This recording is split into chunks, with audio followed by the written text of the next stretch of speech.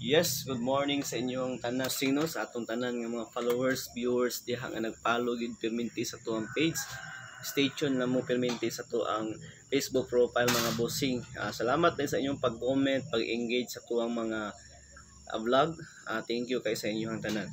Labi na kay Yans mini vlog. Salamat kayo sa imong pag-comment og tutorial na lingaw di pa sa kuang video. Shout out din nimo diha Lods pag-amping diha perminti sa imong ginatrabahuan. Og labi na shout out day ko sa atong mga viewers, fans, ato ang mga kauban sa trabaho sa Transcycle. Shout out ko ninyong tanan mga kabosing no. Og sa mga solid natong followers, shout out tayo sa inyong tanan. Ngita ani nga tutorial mga kabosing no, ilapag na ko ni siya karon mga kabosing. Tudluan ta mo ani kung unsa na ko ni siya pagkuha. Kay tungod daghan kayo nag-request ako nga mag-tutorial ko ani. Pero ani nga video mga bossing. Let's go na ta sa atong CapCut, new project. Select na to ang gibuhat nga video. Add na to siya. And then nanata diri sa CapCut. Sugdan na to edit ang ato ang gibuhat nga video og i-timing na to ang pagkuskus kwarta para mo gawas. Syempre dili na to na makuha ang ato ang perfect nga combo kung wala tay kauban diha nga mabutang sa kwarta. Kinahanglan gid nga naa kay kauban diha para ma-perfect na to ato ang video. So i-select na to siya, i-timing na to siya mga bossing no.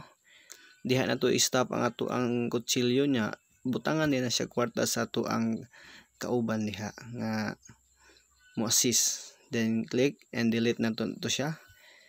O sa pikas na punta mga kabossing no. Okay, split.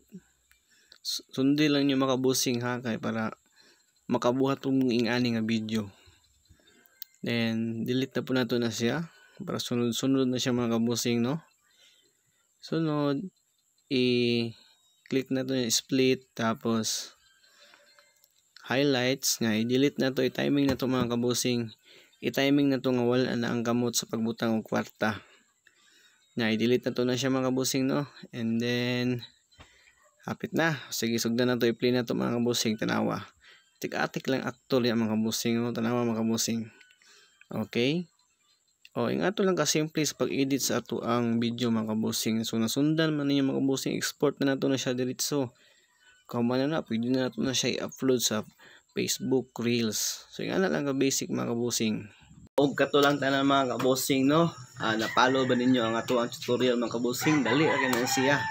Sa katong gusto pa mo tan-aw sa atong tutorial, dali lang kay na siya buhaton.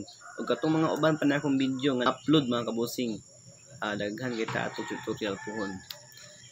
Salamat niyo pagtan-aw sa tuang video sa tanan and God bless.